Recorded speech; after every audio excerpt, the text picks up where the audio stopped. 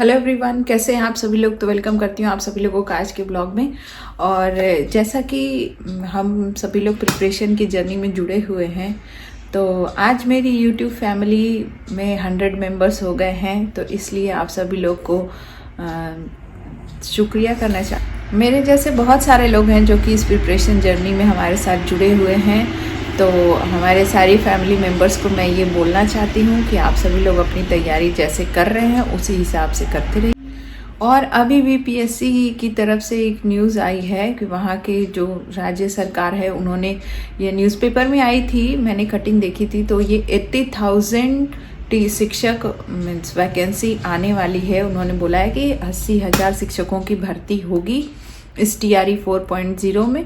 तो जो लोग बिहार में टीचिंग जॉब करना चाहते हैं और जो लोग ऑलरेडी एग्ज़ाम, मैंने भी TRE 3.0 दिया था बट कुछ मार्क्स से मेरा उसमें सिलेक्शन नहीं हो पाया था, तो मैं भी TRE 4.0 में ज़रूर अपीयर करूँगी।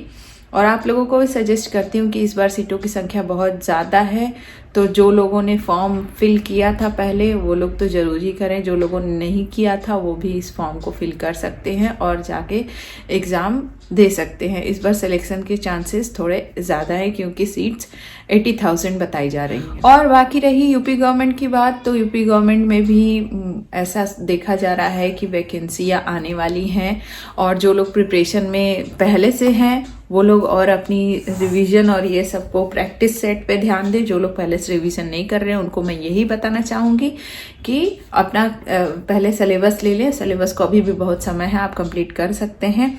डिपेंड करता है कि आप पर डे कितना टाइम डिवोट करते हैं स्टडी। तो मैं कर रही हूँ TGT PGT की प्रिपरेशन और मेरा सब्जेक्ट है सोशल स्टडीज़ और मैंने उसमें 2 सब्जेक्ट्स लिया है, ज्योग्राफी और पॉलिटी, और PGT में है मेरा ज्योग्राफी।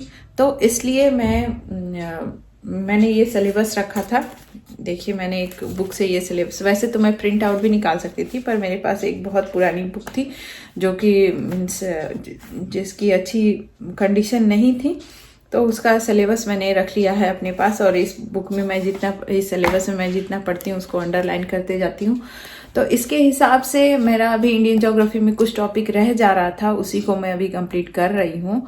और उसके बाद साथ साथ में पैरेलली में पॉलिटिकल साइंस का इसके पीछे दिया हुआ है सिलेबस, तो उसको भी कंप्लीट करती रहती हूँ। और पॉलिटिकल साइंस मेरा सब्जेक्ट नहीं है बट उसको मैं यूट्यूब के हेल्प से कर रही हूँ, वीडियोस देख के, और उसका थ्योरी सेक्शन कंप्लीट कर रही हूँ। तो मैं आप सभी लोगों को ये बोलना चाहती हूँ कि अपना प्रिपरेशन, जो भी टॉपिक आपको सिलेबस, पहले तो ऐसा तो होता नहीं है कि सारे टॉपिक्स सबको टफ लगते हैं, नहीं, बिल्कुल भी ऐसी बात नहीं है।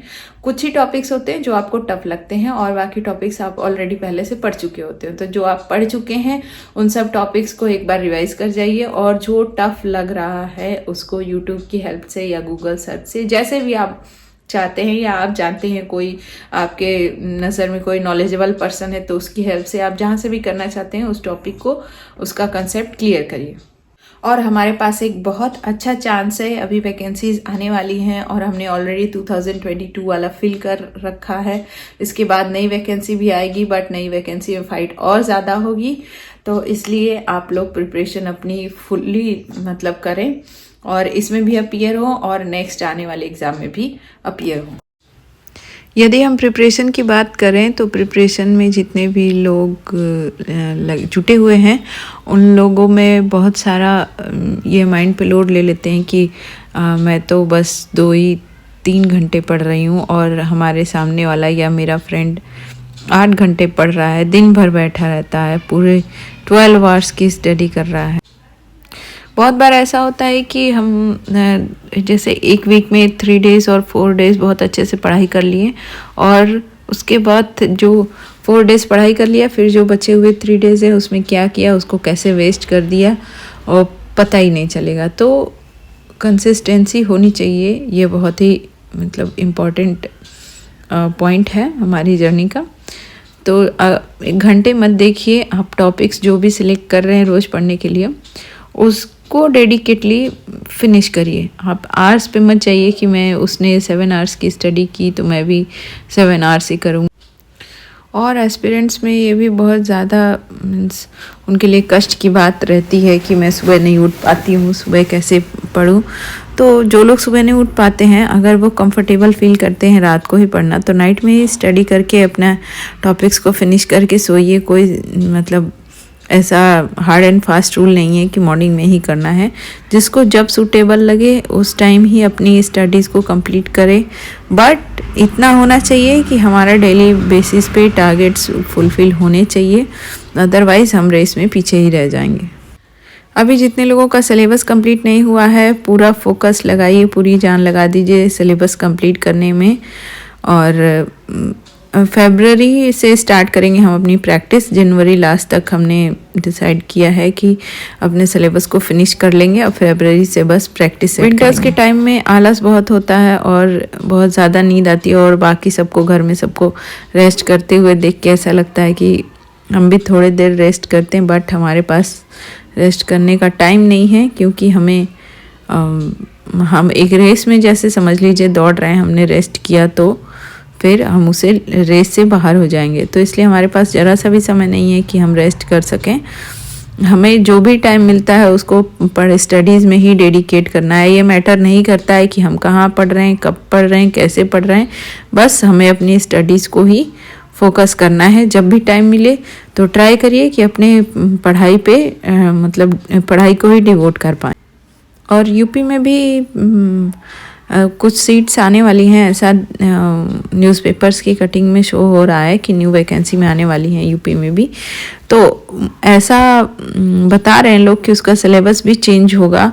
तो आप ट्राई करिए कि जो ये वैकेंसी, इसी वाली वैकेंसी में हमारा सिलेक्शन हो जाए तो ज़्यादा अच्छा रहेगा। बाकी नया जब वैकेंसी आएगा तो उसका नोटिफिकेशन के साथ ही हमें पता चलेगा कि उसका सिलेबस क्या हुआ है, चेंज हुआ है। और ये भी सुनने में आ रहा है कि उसमें जीएस के पेपर्स भी ऐड होंगे, जैसे अदर स्टेट में होता है कि 30 मार्क्स के जीएस आते हैं, उसके बाद सेकंड पेपर अपना होता है अपने सब्जेक्ट का। तो ऐसा ही यहाँ भी शायद होने वाला है। तो इसलिए मैं यही सजेस्ट करूँगी, बेटर है कि इसी वाली वैकेंसी में सिलेक्शन ले लें। और बाकी जो लोग ये वाली वैकेंसी को फिल नहीं किए थे, उस समय एलिजिबल नहीं थे, तो उन लोगों को तो नेक्स्ट वैकेंसी के लिए प्रिपरेशन किसी भी हालत में करनी ही है। और अभी से प्रिपरेशन में लग जाइए ताकि एग्ज़ाम में अच्छे मार्क्स आएँ और क्वालिफाई कर पाएँ।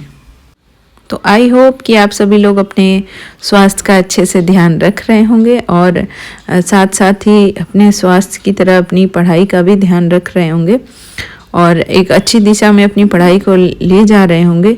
तो चलिए, चैनल को लाइक सब्सक्राइब कर दीजिएगा और वीडियो को शेयर कर दीजिएगा। तो मिलते हैं कल के वीडियो में, तब तक के लिए बाय बाय, टेक केयर।